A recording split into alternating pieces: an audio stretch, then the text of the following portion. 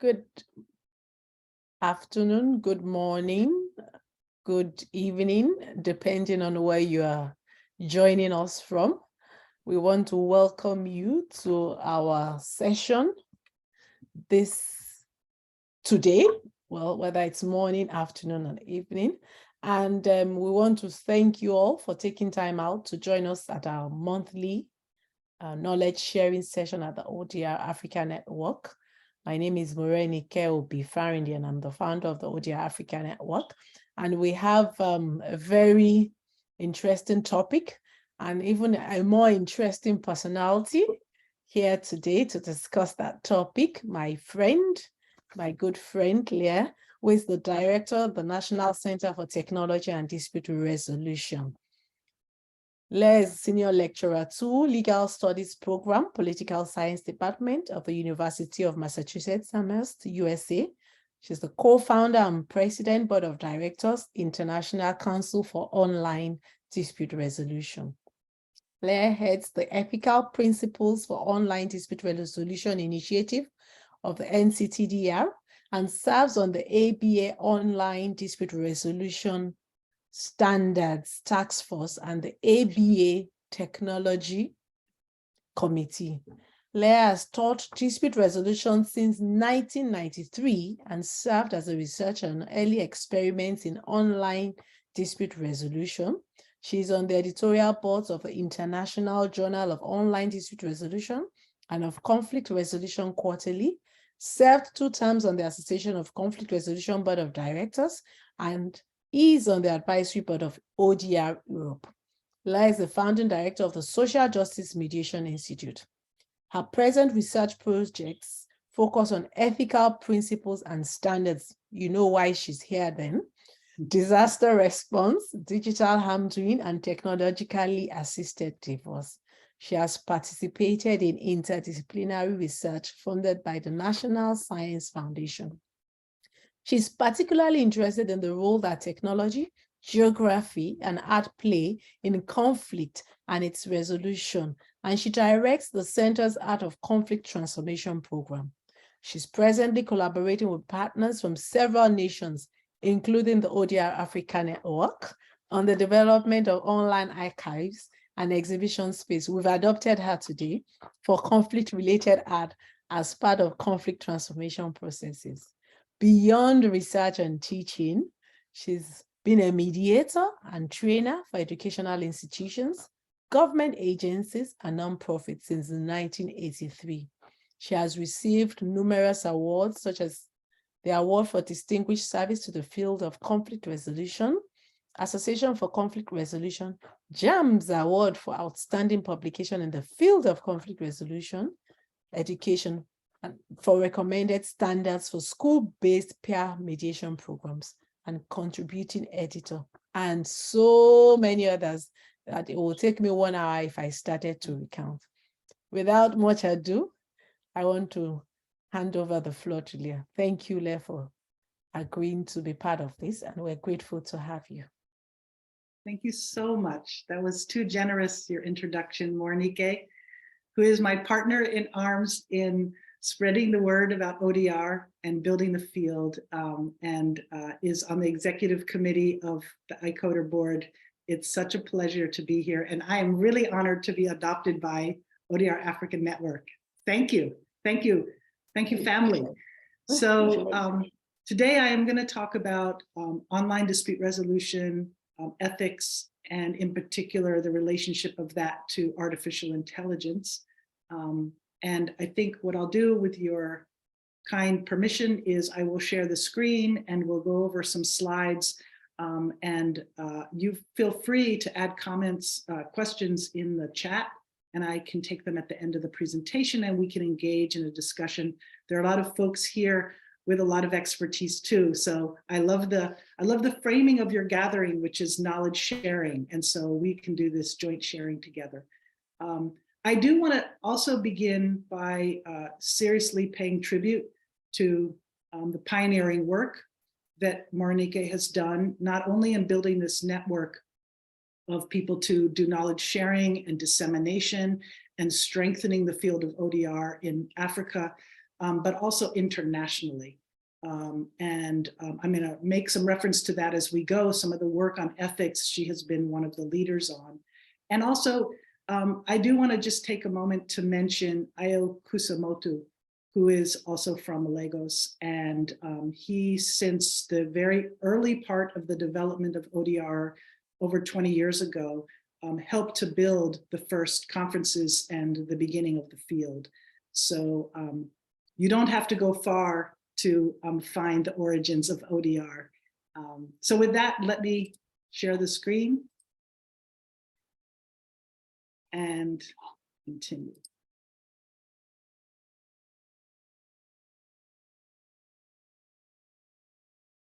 So today I'm going to briefly touch upon the risks and benefits of tech in dispute resolution. I think this can help set the stage for the place of AI in these risks and benefits.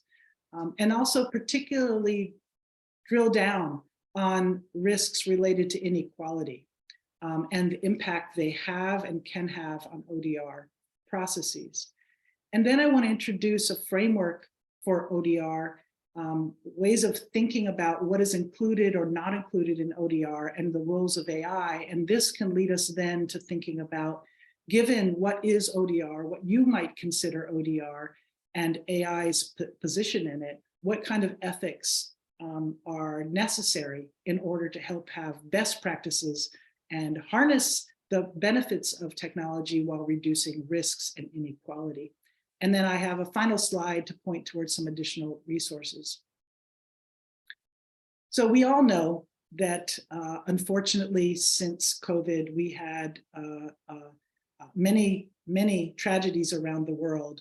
But one of the outcomes with the shutting down, the lockdowns, and the closing of the opportunities to meet face-to-face has meant that far more people, mediators, arbitrators, negotiators, other types of problem solvers, and courts have started to incorporate more technology because they really, frankly, had to in order to perform the services they wanted to deliver.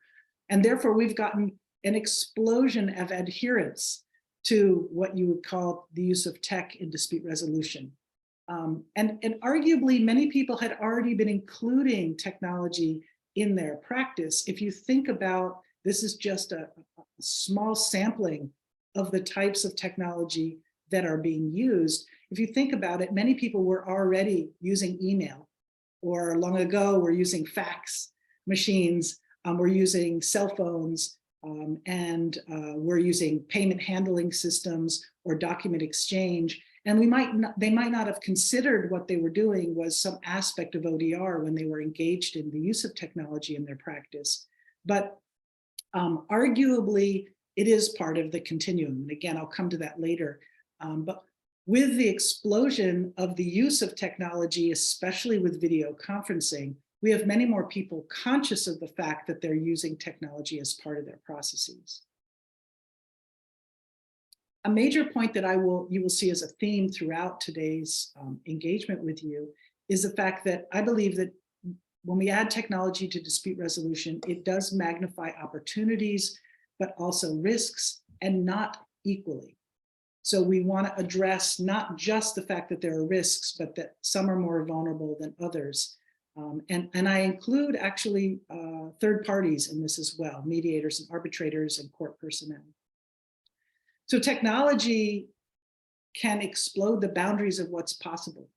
We now find it much more easy to resolve disputes across legal jurisdictions, across cultures, across time zones.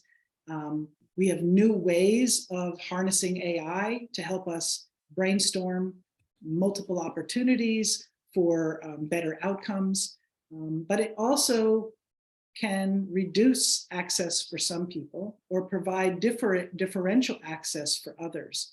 And without sufficient transparency and accountability, this will continue to grow. So let's just highlight for just a moment some of the benefits. Tech can increase access to justice, therefore, through increased efficiency and convenience, it can reduce court backlog. We have evidence over the last number of years that this is consistently the case. It also offers these new ways of engaging. asynchronistically, or through the ability to use technology to engage multilingually, multimodally. And it gives us an opportunity, what I've already alluded to, the opportunity to not just harness human expertise, but also artificial intelligence expertise. And some of the ways in which it can also magnify inequalities and leave them unaddressed is the fact that we may have incomplete data and not realize it. We could have bad data and not realize it, and we could have biased data and not realize it. When we don't have transparency about how we're using technology, or especially how we're using artificial intelligence, it can hide inequalities in either data collection or who we're collecting data from, or how we're assessing how technology is helping provide access to justice. And we have no accountability. It doesn't drive us to try to find out answers to these questions. Some of the ways in which poor data plus limited transparency and accountability play out is that we do have this often unidentified harm doing, and very often unintentional benefiting of some over others. For example, repeat players, let's say businesses or agencies of government that are more often engaged in the use of dispute resolution with technology than the individual party that's in a dispute with them. But in addition to that, we are not required, as I mentioned, to redress these patterns of inequalities.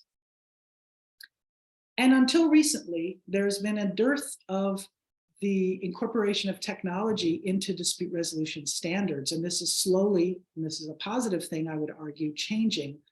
But most dispute resolution standards are built over the last 20 or 30, or in some cases 40 years of work in alternative dispute resolution. And they have not addressed artificial intelligence, the way data collection and data usage is being conducted. They don't address technology and its impact on confidentiality and privacy or accessibility. Or if we talk specifically about an aspect of artificial intelligence, the role and responsibility of oversight regarding machine learning, or the ways in which when we have technology, we have the ability to integrate it with other systems. So I would argue that this creates a threat to access to justice. The lack of infrastructure, and what I mean by that is not just technological infrastructure, but also the infrastructure that's related to our education, our certification, and our training of party interveners, of dispute resolution practitioners. And the lack of ethical standards increases the risk for all. And as I said, it even increases the risk for third parties. But it particularly increases the risks for those who are most vulnerable regarding access, regarding data security and confidentiality, those that have the most need for that. And it could be a corporation that wants to protect its intellectual property. It could be those with the least power in society, the least access to digital participation. So let's just take an example, a hypothetical example of ways in which data management and machine learning could structurally determine that inequality occurs in procedural and substantive justice. So let's say you have an online dispute resolution process that uses machine learning to identify group characteristics of people who participate in trying to seek services for dispute resolution. And it could be by, for example, let's think of a business setting where there's business and consumers in dispute. And they could just decide to identify characteristics by gender or race or ethnicity or age or the cost of the product or the country of the purchase or the region of the country, for example. And they could use this information to reduce the cost and the risk for the repeat player, or frankly, for the party that's managing the ODR system. Businesses are increasingly using ODR as a customer service tool. And so they could design it, for example, to provide different types of processes and different types of options for disputants based on their characteristics. For example, What's the likelihood that someone will be loyal to the company if they get access to a particular type of dispute resolution process or a particular amount to resolve a dispute? What's the likelihood that they're willing to settle at a particular threshold without escalating their complaint to social media? Or they can scan someone's social media to see whether there are other likely people in their social network who will be loyal to the company or will purchase from that company. This information can be used to provide disparate access to the same processes and outcomes. So let's look briefly at some additional risks when we employ technology in dispute resolution. And I framed them all around the theme of inequality, inequity, and barriers to access to justice. But if we try to concentrate on who has access to our services, who is disproportionately excluded, whether that's purposeful or not, if that's just based on the social context reality, and who, therefore, we collect data from. So when we use our technology in court or technology in arbitration, for example, and then we collect data on the patterns of who accessed us, how long did cases take, what types of technology was useful. This can impact the policy decisions of that particular dispute resolution program, that particular court, and yet we may be not collecting data about who is not participating or who is having unfair experience. So I want to speak about the world in general, but particularly around my country. I do not want to be in the position of being someone from the United States or the West, determining how the rest of the world or making comment on the issues and concerns of the rest of the world. So I'm going to shine the light on some of the problems in my own country to hopefully stimulate some conversation among us around these issues and leave it to others to think about their country. But if we look at the world in general, arguably there's a little bit, I would argue, a myth around the fact that the digital divide is basically gone. It's awesome because everyone pretty much has a phone. And so what's fantastic is we can now all do online dispute resolution using at least phones, if not also many being able to use laptops or tablets. But if we look at the statistics, and the top statistic here comes from, excuse me, from May 2022, and it shows that we're just a little bit shy of half of the world's population lacking opportunities to go online. And in the United States, if we look at statistics from a couple of years ago, we could see that the division, if we're just looking at issues around financial wealth, there is an enormous divide in who has access to a smartphone, who has access to broadband at home, who has access to a computer based on economic background. So now I want to add this to an overlay of thinking about geography in particular. And again, I'm going to concentrate on an aspect, a part of my country in the state of Georgia in the United States, and take a look at a particular county, just as a random example. And you could see the border of this county, and which I've tried to highlight here on the map. And this is an overview of broadband access. And the lighter the color on the screen here, then the most access that they have. So the darker the color is the least access.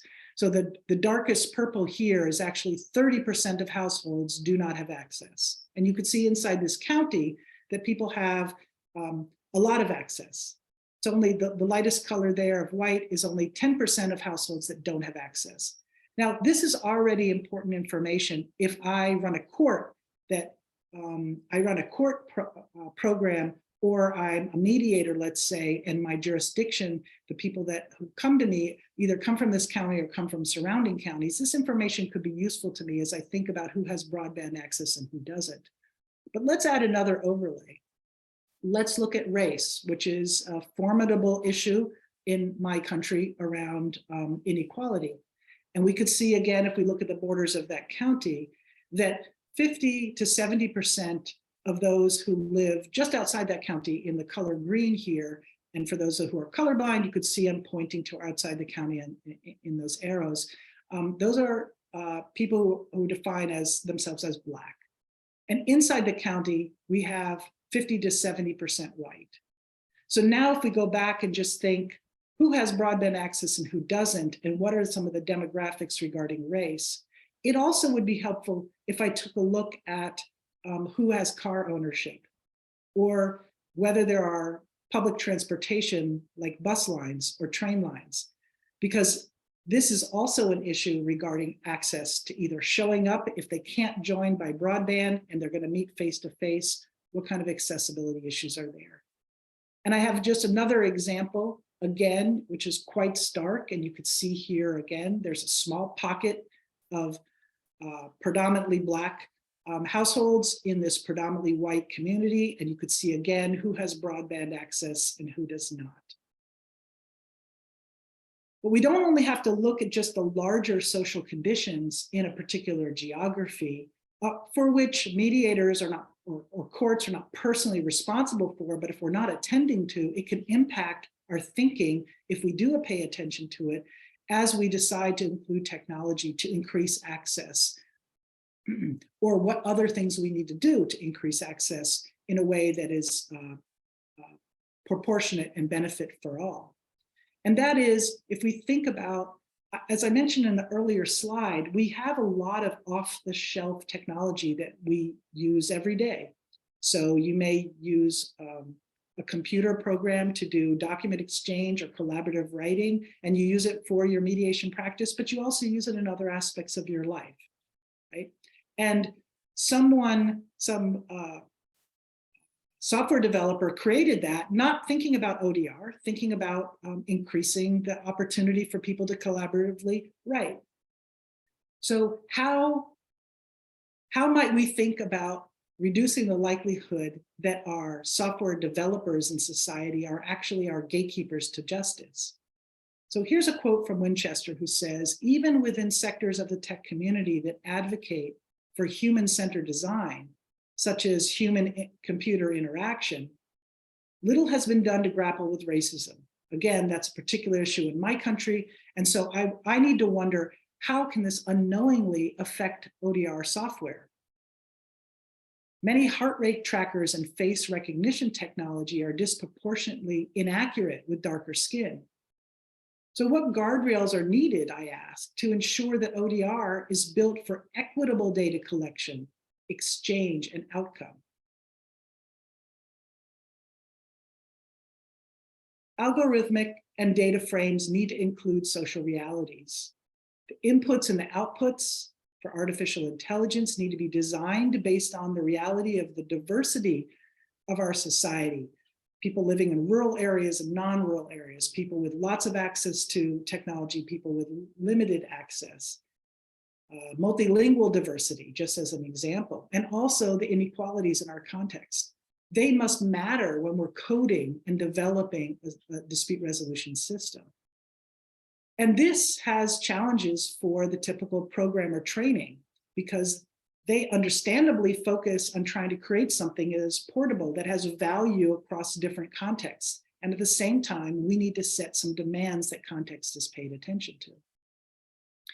But it's not all bad news. AI has demonstrated powerful possibilities that can be harnessed. So I want to give one example from last year. The Massachusetts Institute for Technology researchers overcame the plant and human communication barrier. This is just amazing. They have engineered spinach roots, vegetables that can detect nitroaromatics. Then they emit a signal wirelessly and they relay it to an infrared camera, and this sends an email to alert scientists. Now, this can be life-changing because it can identify pollution, landmines, and other environmental conditions that need to be addressed. This is astounding, and I think if we can do this, we can certainly overcome the constant barriers to inaccessibility or, frankly, the discrimination in the use of AI that I mentioned before. So we have historical inequality issues that alternative dispute resolution and courts have been dealing with for a long time regarding power imbalances and regarding repeat player bias that plays out, but also exclusionary practices. At least, again, I will speak for my own country. in who is hired as a third party. And I'd like to think that AI could perhaps help remedy some of these problems. But if we don't have them in mind, then it could merely exacerbate them. So a focus on equality, on equity, and access to justice, I would say, can't just be added after we already incorporate our technology and then say, gee, I hope that this works for everybody. It actually needs to be thought of at the very beginning of our dispute systems design. And if you already have a dispute resolution system in place, then as we think about incorporating technology, then as we define what the problem is, like our caseload is too high in court, or we would like it to be very user-friendly. As we do problem definition, we need to incorporate an issue, a lens that focuses on issues of equity, equality, and access to justice, all the way through to our decision-making and our accountability mechanisms. And it must respond to the reality of these unequal risks that are part of our societies. Frankly, I would say no code, no justice. So let's talk a little bit more about the ethical and practical implications of the parameters of what ODR is and where AI's role fits in it. I think that how we define what ODR is can help us envision what we want to accomplish with it. It can be a guide to our demands to the software developers, our expectations and the rewards we give them for the good work that they can do, as well as our regulation, our education, and the services that we wish to deliver. And it can foster, as I said, in the positive way, not merely replicating our face-to-face work with a plug and play, this will make it go faster and be cheaper, but actually give us the ability to transform access to justice and service delivery. So after 20 years, the field is really maturing. The online dispute resolution field is maturing, and we're having deeper conversations about actually what ODR is. And also with this explosion, since we have, arguably tens of millions of new folks participating because they've started to use technology very, very consciously, especially video conferencing because of the pandemic, there are more people entering into the fray to discuss what ODR is. So here are just some of the common questions that I hear. Do you have to hold a process entirely online for it to be called ODR? If I just employ video conferencing for a part of my process, is it ODR? If I use just e-case management, is it ODR? What about using blockchain as part of negotiating contracts? Is that ODR? Well, the National Center for Technology and Dispute Resolution, which is the birthplace for ODR, has been working in collaboration with wonderful people such as your leader of your network, Monique Obiferende, to try to promulgate a framework of what that discussion looks like, of what ODR is. I want to be clear, this framework is not telling people what we think ODR is. It is trying to describe and map what this discussion is. So you can find this more detailed document explained in I think it's a 9-page article. You can find it at odr.info along with the visuals I'm about to share with you. We issued it this past spring, and we hope that it will help each of us think through the way we're using our technology and where our reliance grows on it, and especially our reliance on AI. So the continuum goes from no human involvement at all, fully automated, all the way down to where tech is just assisting and humans are very much in charge, or off the continuum is no tech. We don't consider that ODR at all. So let's just briefly take a look at a couple of these levels. Starting with level 1, which is the first level where technology is used. Any dispute handling process that includes technological assistance, like real-time video conferencing, or an asynchronistic tool like collaborative writing, that can be considered by some to be ODR. Partially automated dispute handling is what we call level 2. And that can include, for example, an automated incident submission or an automated acknowledgement, where the technology employs a process of automation. So here we have something is partially automated. Again, we have AI starting to be employed a little bit more. Level 3, human managed technological dispute handling. So here we have fully integrated technology systems that automate many elements of the process, but the human third party is required to participate as well. It ensures compliance with the process. And so in this way, we're calling it human in the loop, right? So the whole process cannot be completed without an action being taken by an actual human. And in level 4, technology-directed dispute handling has fully integrated technological systems that don't require input from the third party, but the human third party can influence the process, right? So for example, think of a decision tree where someone says yes to answer this question and they're given other options in another direction. If they said no, they're pointed in a different direction with different steps and options. So a human can make an impact, and also at any point, a human can redirect where it's going, but it is still predominantly driven by artificial intelligence and other forms of technology. And then level 5 is fully automated dispute handling, and humans are out of the loop, right? There is no monitoring, and there's actually no way to impact that. Now, let me give you just an example of what that could look like. Let's say you have a workplace insurance policy that requires an AI-driven arbitration. So an individual is injured at work in this example, and the ODR system determines if a payout is awarded. The system could scan an actuarial table, and it can look at the individual's claim history, at their medical records, it could scan their social media feeds, and it can evaluate all of this in terms of legitimacy, consistency, and then it can determine the value of the compensation that should be given. And then it is awarded.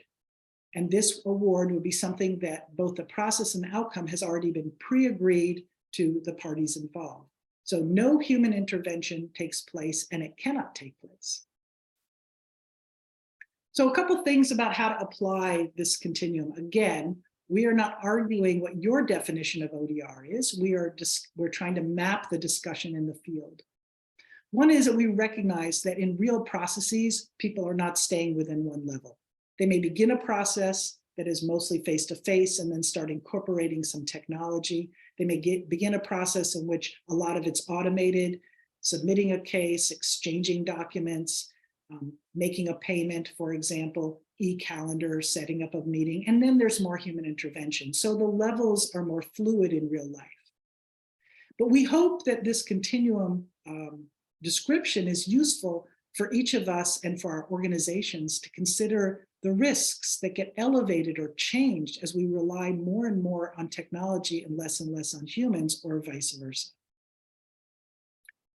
So because of this, I guess I would argue that paying attention to ODR ethics and our practices is not just an abstract conversation about morality. It is actually literally also about how we can best perform our practices and what should be the lowest possible standards of what's acceptable.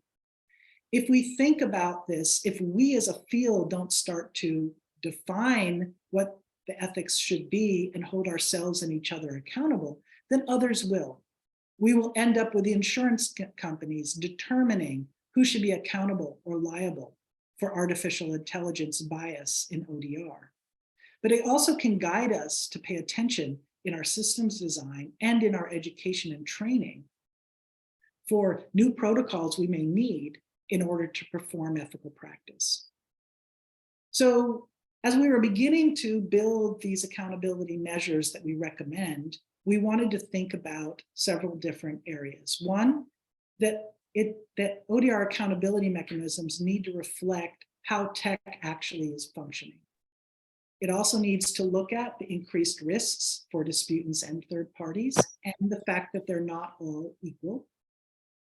And we want to harness the best of what technology can offer to transform dispute handling, to improve relationship healing, or increase the benefits and reduce the risks, for example, and get better outcomes.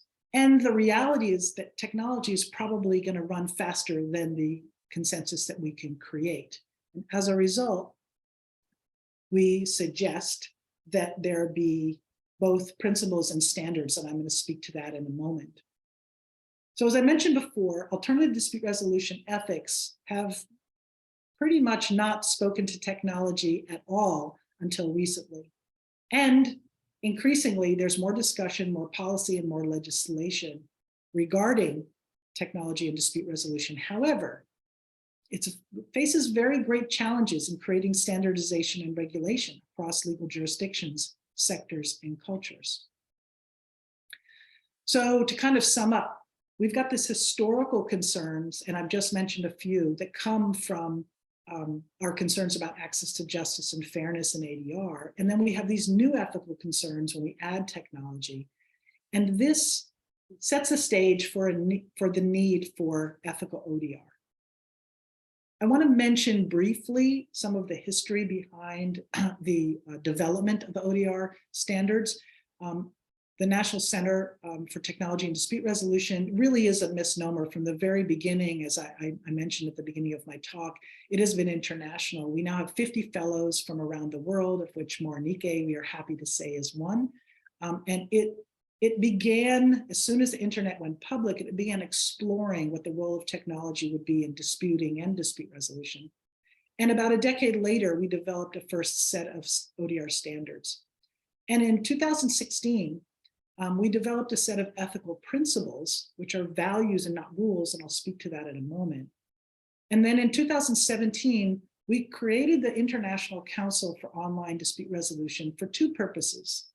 One was to be a membership organization for the field, and the other was purposefully to develop an international momentum around the development of ODR standards. And we used the 2009 standards and the 2016 principles to create an update. And in 2022, we jointly issued, both the Center and ICODER, revised ODR standards. And I do want to pay tribute. It was truly an international effort, and Morinike was one of the leading drafters of that. So we're very fortunate to have her wisdom and her fingerprints on this. So briefly, the difference between the principles and the standards are that the principles are really aspirational. They're a set of overarching values, where the standards are the floor.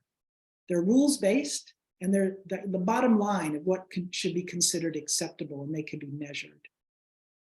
Why have both?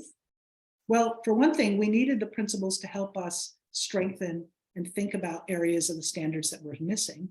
But also, as I mentioned before, technology is going to move more quickly. It's likely going to be more innovations that will challenge the standards, and we'll need to be continuing to revise the standards. And the gap in time between the two, we can rely on the principles to help guide us in building good practice.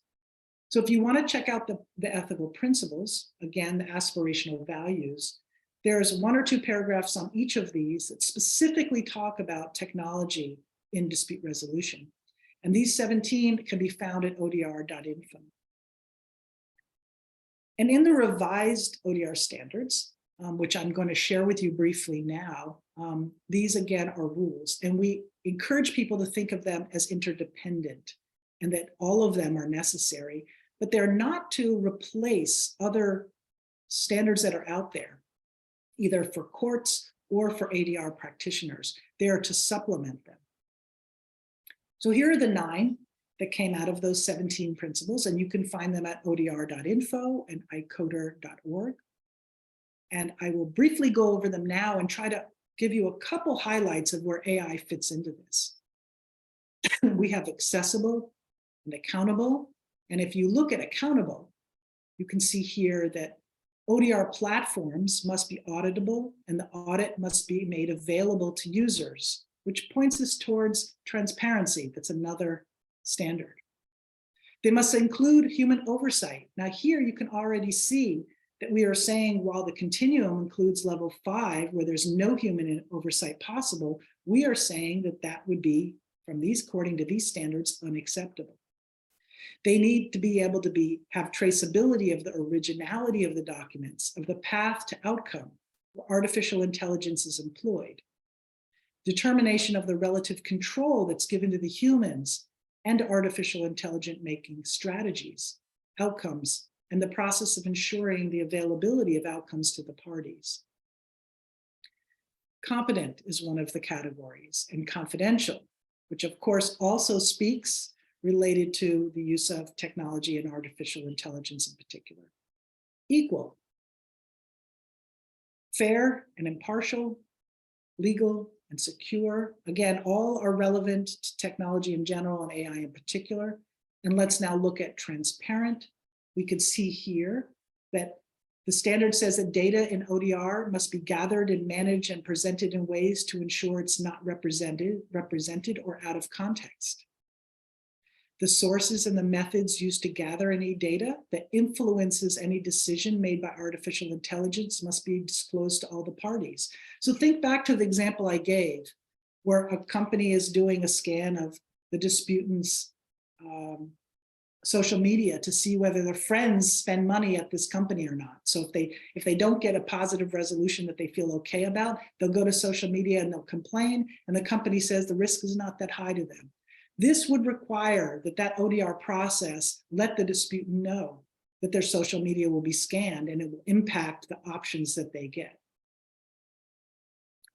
So in beginning to conclude, I guess I'll highlight here some main points, and that is that technology, especially AI, magnifies risks and opportunities for access to justice and equality in dispute handling. That ethical ODR systems design and monitoring are key, and that both the principles and the standards have value. And all of you, all the practitioners and disputants are key stakeholders. We need to hear your views and your voices, and we hope that you will be reaching out and listening to the disputants you work with, because we'll need to, frankly, both the principles and the standards, I see as a living document. We will need to continue to enhance them in order to implement them. So since as tech is expanding our opportunities and also magnifying inequalities, what's next? And we encourage that people individually and their institutions self-certify a commitment to ODR ethics. And that this will increase accountability, transparency, and frankly, will build more trust in the use of our systems. And that we need this interdisciplinary collaboration with the business sector, with software developers and IT specialists, et cetera. We'll want to do all of this in order to structurally determine as much as we can that equality and accessibility are part of are central to our processes. Since the impacts of ODR and particularly AI are not equal, let's continue to work together to tackle this. Without code, clearly the use of technology will lead to unfair processes and outcomes. No code, no justice. So lastly, I'll just say we have a couple things to point towards. Besides your outstanding network, we invite you to join iCoder. You'll have access to an academic journal and the monthly meetings where you can present and hear from others and knowledge exchange. And whether you join or not, you can go to icoder.org and you can hear the monthly podcast. And we also have annual conferences. The next one will be in India. We hope you'll join in person, and if not, online. And we also have a free international week-long conference, usually in November, that's all online. These are all archived and you can access for free. And we also have the principles, the standards that we have created, but we're collecting them from around the world. So if you're familiar with others, we'll take them in any language. They're very welcome. We'd like to create this archive as a public service. And you could find the framework document that I mentioned and in a very extensive ODR bibliography at odr.info. So thank you. And I really look forward to your engagement, either now in our questions and discussion and also in the future online. Thank you. Thank you very much, Leah. That was brilliant, as usual. We didn't expect less. Very informative and educative. And we have comments on the chat box, but I don't see any questions. I don't know if anyone has any questions. Because what I hear you say is you want to hear from us, because at ICODA and NCTDR, we want to ensure that technology is not only fit for purpose, but it's also ethically applied to dispute resolution. And in doing that, we can only improve on what we have from feedback from other people. I thoroughly agree. I really welcome, there's a lot of people on the call that I have seen present at other settings with a tremendous amount of knowledge. So I welcome other inputs. And in addition, people feel free to either ask me a question or raise a dilemma that you think our field faces. And we can try to explore that and tackle that together. So I welcome either someone raise your voice, or please feel free to put a question in the chat. Well, I see Mirez has joined us, if she's still here. If she's willing to say anything to this, because what I see that we have here is that if we're not all careful, technology would actually be, it'll do more injustice, particularly AI, because the biases of the developers is what we'll be dealing with, rather than finding the solutions to the issues that the software was originally created for. I think that's such a good point. And I want to raise particularly the issue of whether something's intentional or not. There could be, of course, that we are all socialized and grow up in a particular setting, and that influences what we see. And so there could be human bias that's representing a kind of active discrimination. But there also could be a problem that's related not to intention, but it's actually related to the way we envision who the service is for. And so I just want to say, for example, and I don't have inside knowledge on this at all, but let's just say that someone is thinking about creating collaborative writing technology, or they're thinking about creating decision analysis to help analyze a problem and then offer solutions. And what they're thinking of in their mind when they're developing that is the average person who's going to use this has access to a laptop and to a desktop computer. And it's someone who is really familiar with using technology.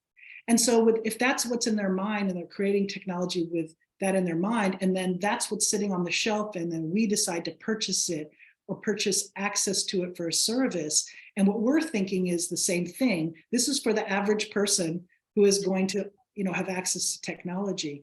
Then what is missing from our lens is the social conditions of inequality. So the software developer does not have to have an active bias against a group, but we can see the trickle down effect from who the lens is paying attention to, and how it could lead to exclusion through our services.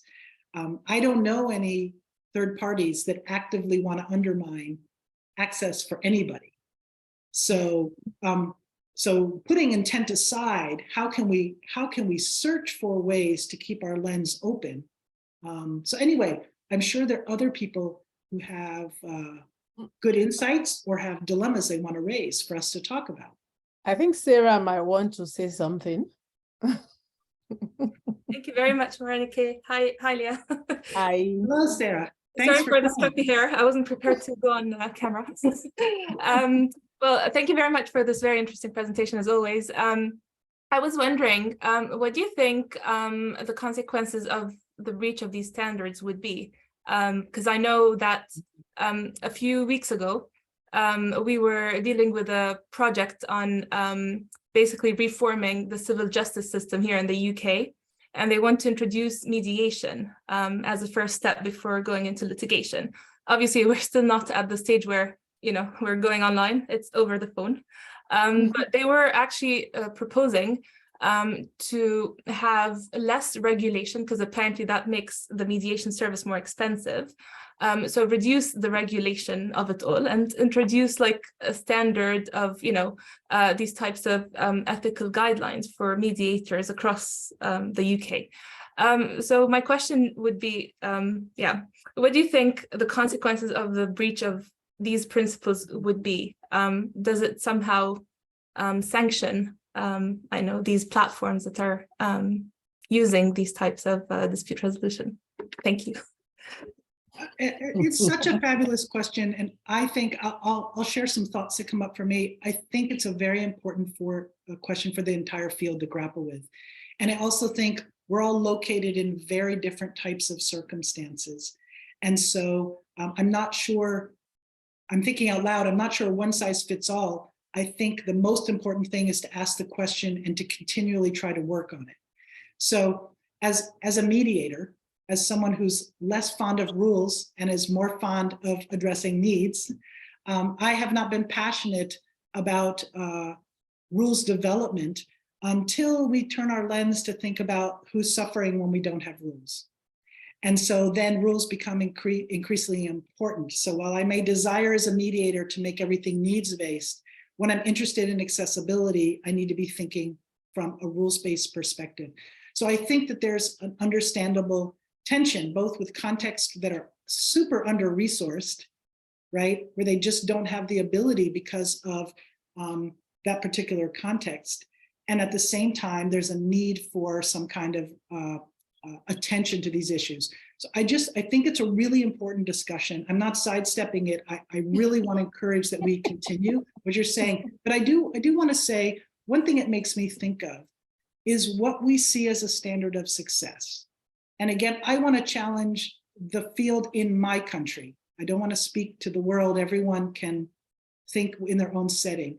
But in my country, I find it outrageous that we sing the praises of the ADR field after 40 years of the most recent version of attention, the ADR movement in our field, when we have such bias and the impact is such extreme exclusion of practitioners of color. And we still have major issues regarding class and accessibility and language and disability. I'm just giving some examples. And of course we have tremendous success. I'm not saying it doesn't exist also, but how can a field consider itself really truly successful when we have so much issues of marginalization, both in the experience and the outcomes, but also in who gets to participate and get paid as a third party. So what I'm saying is, what's our definition of success? And if we keep on saying we're trying, but we can't do that, then what I think of is we can communicate between spinach and humans, but we still make software that has facial recognition that doesn't see people with black skin. And so what is our standard of success?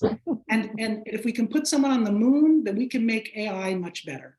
And I guess the reason I'm raising that is as this challenge for us as a field, and I love my field, and I also am an internal critic of my field. So for me, I'm not at all going to speak to what the English and Welsh courts should do if that's the setting in which you're talking about. But I think that when we say the circumstances are real, that we have limited resources, and at the same time, what's our definition of success and how do we get from here to there? That's important, or else we end up with the same patterns about increasing some accessibility and replicating inequality. So that's my 4 cents, shall I say, not just 2 cents, but I'm really glad you raised it. I think it's a critical issue. And I really welcome, there must be other people on the call that have opinions on this. I think Juwon wants to say something, but I think just to add to what you've said, it's the fact that we really can't have a world police on standards. And that's why at ICODA, what we have actually advocated is self-regulation, self-assessment. So it's really for you to look at the particular circumstance you find yourself in and see what works and what can work within the limited resources and also facilities that you have. And identifying what the needs are really is most important. So Juwon. Yeah, thanks. I guess if you wait long enough, your questions will be answered. because Sarah took it right out of my mouth, and Morenike has capped it. So it's good to know, very good knowledge. At least we know where we ought to be or where we would like to be. But when we are still grappling with quality of internet service, how do we get to the point of artificial intelligence or how to manage it? So I think in my area, we focus more on understanding the principles that you have, set out nicely. Because when we now know the principles, we know how to apply. Because I've had mediations where the mediator, got bumped off. What do you do? And I've actually finished a mediation by requesting, because somebody was in such a bad location, the internet was so bad that our service was so bad that I had to appeal to the others that could we allow this gentleman to continue with just the phone, without video, and not just the phone, a direct landline, so that I could call the person and put the person on speak, and let us, do what we can within this situation and end the matter, postponed for another day. So just confessing to you that, yeah, it's nice to come and watch and listen and know where we ought to be, but we just might still be some distance away. But now we're just trying to go by the principles and try to see the best we can do. So, but we know now that there are no international police. So if we find ourselves out of step occasionally, there are no consequences for now. Thank you. But I think, sorry, Leah, before you answer, I think while answering, I think you should also address something that we ought in Africa to think about is data protection, because we seem to have just the hogwash on data protection, because I know the EU is very strict, America, different continents, probably Asia, but that's one thing that I think that we really are not taking serious, particularly with ODR and dispute resolution, with what we do around here. So maybe we could talk about that a bit before we round up.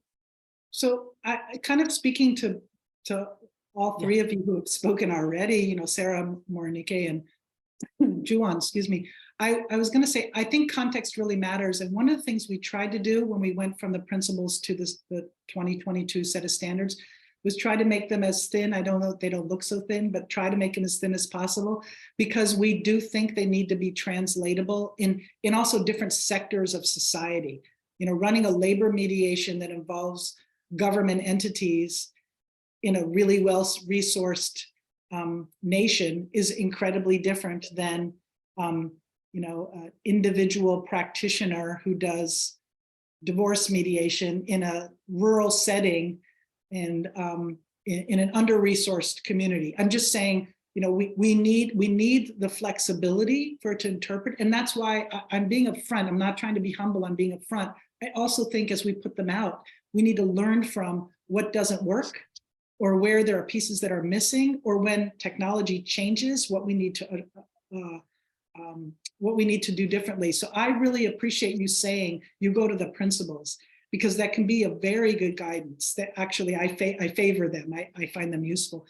But I do think when entities start to put money into systems design or policy or legislation, it can be very helpful for them to look at resource constraints, but then also setting a high standard for itself. Again, it may mean that it takes some time to get the resources necessary for that. Because I think, to share a little bit of my view, I think that when there's new terrain, power invades the new terrain. And what I mean by that is where there's the ability to use that terrain to gain advantage in dispute handling, then predatory parties will take advantage. And as a result, we need some kind of mechanisms for making sure that we're not a conduit of repetitive inequality. That's kind of what's on my mind. So I think, Monica, you were talking about data protection, I think you said, yeah. So I guess a comment, because I know we're kind of coming towards closing, but Yeah. a comment about that, I guess I would say for me, it's the same thing. Can we put it on our agenda, our national or our field agenda inside our region as something we must attend to, and also pay attention to the context. What's the infrastructure like? What is possible? And if there's a gap between the two, then it's part of the aspirational work.